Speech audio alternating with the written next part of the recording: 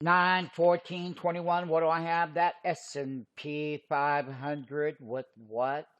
A 4-day sell signal, and that it is. Now, most people will not know how a daily sell signal will exasperate itself as it will.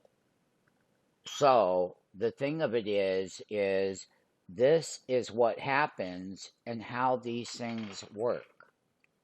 When we went negative minus 11.52, then we proceeded to test the 50-day moving average. Now, every time this year, if you did not buy the 50-day moving average, it made new highs. You dip back down, that one there, slightly, just a little bit above it. You didn't buy it, made new 52-week high right there.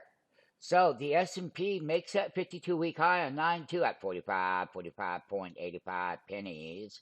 That it did. Then we hit an intraday low today of 44.35.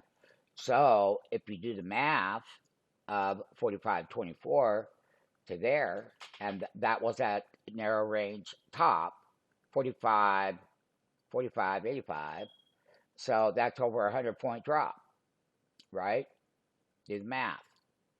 Today's low is 44.35. So we could say that we have gone a number of record days without an S&P 500 pullback, okay? However, there is going to be money on the sidelines. Don't be fooled. And they're all going to be looking at what I show my traders and what I will teach you to do. And right there, right now, the downside day, we ended down 24.82. The intraday range today on the S&P was bigger as it was. So that is the reversal. That line is the 50-day simple moving average, my friends. And rally up, consolidate, dip.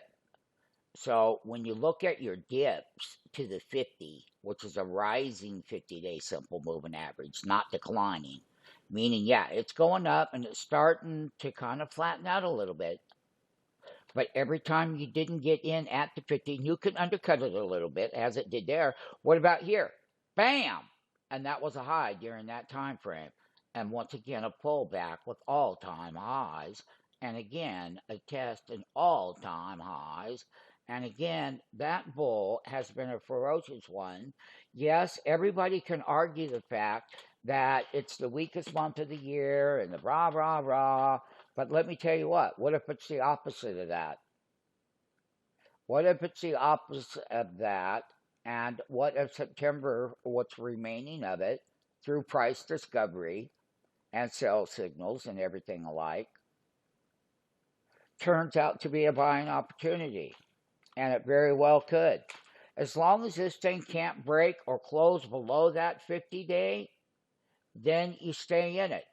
If it goes below the 50-day, then you start loading up on the put side because it's going to trade down here. So far, this is not happening, but you do have to have a game plan, and you do have to be ready when you're testing these moving averages. This 50-day is a long-term moving average, my friends. Let that be known on this day. Sign up for the free 5-day trial.